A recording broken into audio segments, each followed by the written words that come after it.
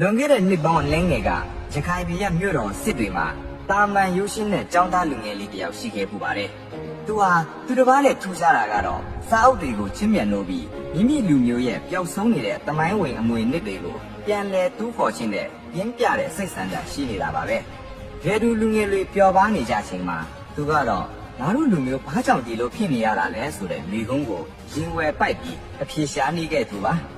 2009ခုနှစ်ဧပြီလ10ရက်နေ့ကချင်ပြည်နယ်လိုင်ဇာမြေမှာလူငယ်16ယောက်နဲ့အတူရခိုင်တပ်တော် AA ကိုစတင်ပြိုစင်ချခဲ့ပါတယ်။အဲဒီချိန်ကသူတို့မှာဘာလက်နက်မှမရှိဘူး၊ဘာငွေကြေးမှမရှိဘူး။ရှိတာဆိုလို့ပုတ်ကန်ကြမှာကိုဖန်ပြီးမယ်ဆိုတဲ့ပြင်းထန်တဲ့စကားတစ်ခုပဲရှိခဲ့တာပါ။အေးတန်ငှက်ဖျားယောဂနဲ့စားနပ်ရိက္ခာပြတ်လတ်မှုတွေကိုအသက်နဲ့ရင်းပြီးကြော်ဖြတ်ခဲ့ရတဲ့အချိန်တွေဟာဗိုလ်ချုပ်သွန်းမြတ်နိုင်အတွက်အကြီးမားဆုံးစိန်ခေါ်မှုတွေပါပဲ။အားကြောင့်အခုလိုအချိန်တိုအတွင်းမှာအင်အားအကြီးဆုံးတက်တော်ဖြစ်လာတာလေ။အဖြေကတော့ဗိုလ်ချုပ်သွန်းမြတ်နိုင်ရဲ့လူထုအခြေပြုတော်လှန်ရေးကြောင့်ပါပဲ။သူဟာစစ်ရေးတင်မကပဲနိုင်ငံရေးအရာပါရခိုင်ပြည်သူတရက်လုံးရဲ့ယုံကြည်မှုကိုရအောင်တည်ဆောက်နိုင်ခဲ့ပါတယ်။ Way of Rakita ဆိုတဲ့လမ်းစဉ်အောက်မှာလူငယ်ထောင်ပေါင်းများစွာဟာသူ့ရဲ့နောက်မှာအသက်ပေးဖို့အသင့်ဖြစ်ခဲ့ကြပါတယ်။